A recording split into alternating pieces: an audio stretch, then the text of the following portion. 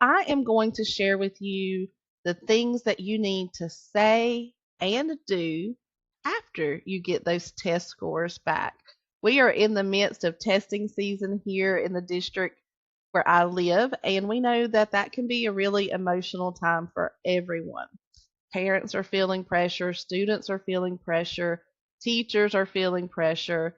But one thing we all agree on is that one score should never become the identity of a child, or it shouldn't be like the hill that we die on or anything like that. We've got to get all of that in perspective. However, scores are still indicators, they're still data for us to take into consideration. And so everyone is getting those scores back right now, and there are a multitude of feelings and emotions that come along with that. It could be feeling proud, relieved, disappointed, frustrated, confused, insecure. All of those are normal. So, first, I want to start with what do you do if the scores were lower than what you expected? First of all, don't panic.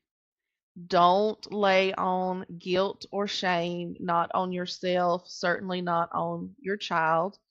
We're not teacher blaming or anything like that either. We're not going to catastrophize the situation. We're not going to make this huge mountain out of it because we know that one score does not equal our students' full potential.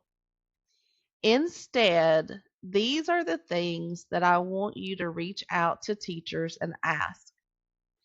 Where did growth happen? What skills are missing? What do you think could have made a difference? Was this a comprehension issue if we're talking about reading? Was it stamina? They just didn't have the energy to get through such a long test. Is it vocabulary that they need to work on, whether it's mathematical or scientific terms or academic vocabulary related to subjects or other types of words? Could it be just that test anxiety that your child maybe is dealing with? Did they have trouble focusing and paying attention during the test? Want to make sure that we remember that scores are data, they're not defining. Okay. And what about if the scores were high? It's important to have a plan on how to approach that as well. Yes, we want to celebrate that score. Oh man, if your kid passed the end of grade or the end of course test, or maybe it went from a 4 to a 5, yes, celebrate that. That is awesome. You should see how giddy and ridiculous I get when students are bringing me those results. However, once that initial excitement kind of wears down, I want you to bring it down a notch. And I want you to really focus on celebrating your child's effort, their hard work, their growth. And the reason for this is I want you to be just as careful about labeling your child as the smart kid as someone else would be careful about labeling a child that might be disappointed about their scores as struggling. Both of these labels can have negative impacts on our students' like self-concept of themselves. So we want to avoid concentrating so much on the level of the score and work more on emphasizing look at how your hard work and how you used your strategies and you paid attention in class and you did those review exercises and look at how all of that paid off. That's what I want you to focus on. Instead of just trying to figure out what they made and what that score means. I want you to understand that. I want you to understand like what their score means compared to their peers. What does that score mean compared to the district? What does it mean compared to the entire state or nationally? All of these things are available as public information online. A few Google searches and you are there. But I also want you to ask questions about, what is their plan probably for what they will encounter next year in school? Will this be an indicator of some extra support for them? How confident are they in class? Do they need to work on anything, even if their score was passing? What other skills do they maybe need to work on between now and the next school year? Make sure you talk to your child's teacher about maybe what are their top three suggestions for what they think could help your child be more successful the following year. And don't spend so much time just talking about one score. So, how do we talk to our kids about scores? Well, I already mentioned perspective. We want to put all of this in perspective. I can't tell you how many parents over the weekend, once I revealed to them that about half of our kids in third through eighth grade reading in North Carolina did not perform at a proficient level or higher last year on their EOGs.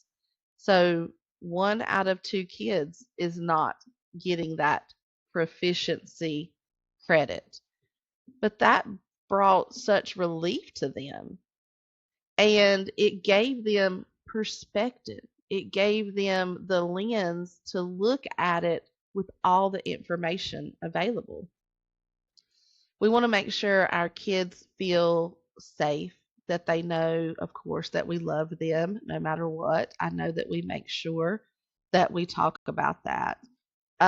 We want to tell them how proud we are of how they worked. We want to be upfront and honest. This score gives us some information that we can use to maybe improve, but this score does not define you as a learner. We can grow from here, and we want to make sure that they separate, their self-worth from academic outcomes. And again, that is for high achievers, students that are on grade level, and students that perhaps did not perform as well as they had hoped. All of those students need to separate their self-worth from academic outcomes. So at my tutoring company, we care about scores because scores do impact opportunities for kids. But we care even more about helping our students become confident, capable learners who understand how to grow. They understand what to do when they're faced with a challenge, and they understand all of their many talents and skills and gifts that they bring to the world. So, if your child's scores did bring up some concerns or frustration or questions, you are not alone.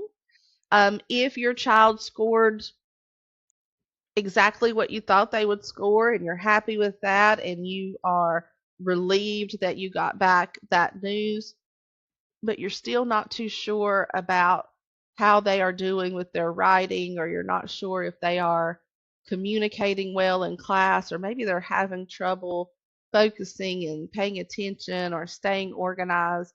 All of these things are things that we would love to help you out with.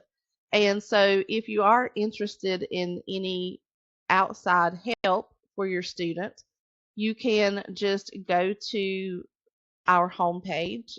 That link is available in all of my YouTube and social media profiles. It is forty-11-learning.com right now. If you're seeing this video May 17th, 2026, we are looking at rebranding in the near future. But if you go to that website, you just click on the button that says Book Consult, and we can talk about it. Also, we have free resources and information on the YouTube channel and on the website